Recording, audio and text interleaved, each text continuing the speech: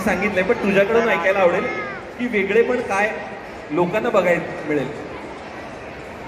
सैराट एका टोकाची गोष्ट आहे आणि कागर खूप वेगळ्या टोकाची गोष्ट आहे. प्रत्येक फिल्ममध्ये प्रेमकथा असतेच, पण त्याचे बॅकग्राऊंड किंवा त्याचे विषय मांडण्याची प्रत्येकाची पद्धत वेगळी असते किंवा त्यात आणखी काहीतरी असतं. तर कागर हा एकदम वेगळा आहे. माझी भूमिका वेगळी आहे, शुभंकरची भूमिका वेगळी आहे, त्यात नात्यांची गंमत आहे, त्याला राजकारणी बॅकग्राऊंड आहे, पुन्हा सामाजिक समस्या मांडल्यात लोकांच्या, छान अशी प्रेमकथा येतात. त्यामध्ये सगळं आहे, जे लहान मुलापासून वृद्ध माणसांपर्यंत सगळेजण ती फिल्म बघू शकतात. सगळ्यांना आवडेल असा माझ्या मते हा चित्रपट आहे.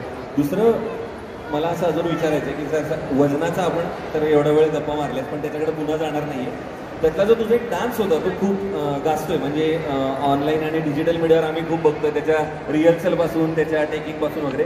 तर त्या डान्सविषयी काय सांगतो? सैराटच्या डान्सवर तर आम्ही सगळ्यांनी बघितलं, आपण सगळे आजही नाचतो, म्हणजे आता इकडे लावलं तर इथले कितीशे लोक नाचायला लागले, पण या डान्सविषयी काय सांगतो? खूप मजा आली, कारण सैराटमध्ये आम्ही अशीच गाणी शूट केली. ह्यावेळी कोरिओग्राफ केलं विठ्ठल पाटील सरांनी, आणि मला खूप मजा येत होती की ते ज्या पद्धतीने सांगत होते, मला डान्स करायला मिळालं. मग मी मकरंद सरांना म्हणायचे ना, आपण हे करू ते करू, खूप मजा केली. आणि आणखी काही गाणी येतील, एकाहून एक चढ गाणी आहेत आणि खूप सुंदर गाणी झाली सगळी.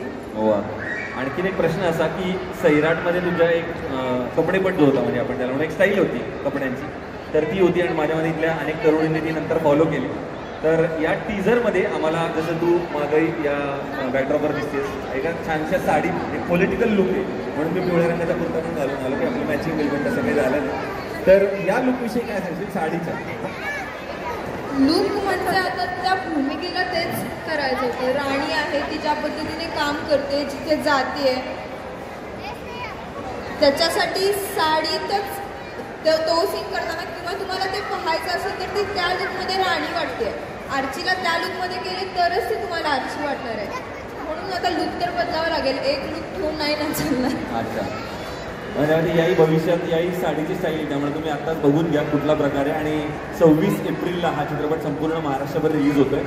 तर सैराटमध्ये बुलेट चालवताना पण तो आम्हाला दिसलेली, आणि यात थोडीसं आम्हाला जेवढं कळलंय तसं थोडं राजकीय याच्यात काहीतरी आहे बॅकग्राऊंड. आणि आता तर याच्यात पण बुलेट वगैरे चालवताना काही म्हटलं नाही, सैराटचं काहीच नाही आहे, अजिबातच नाही आहे. कागर हा एकदम वेगळ्या पॅटर्नची फिल्म आहे. बुलेट विषयी काय बोलू आता? याच्यात पण चालवली नाही, मी तेच सांगते, अजिबात नाही आहे. आर्ची राणी ही राणी आहे. राणी. ओके, मला सरांकडे पुन्हा एकदा यायचे. चालू सर, आम्ही तिघांची गप्पा मारल्या, पण तुम्ही आधीच ठरवून आलेला त्याप्रमाणे कुणी आम्हाला शेवटपर्यंत कथा नक्की काय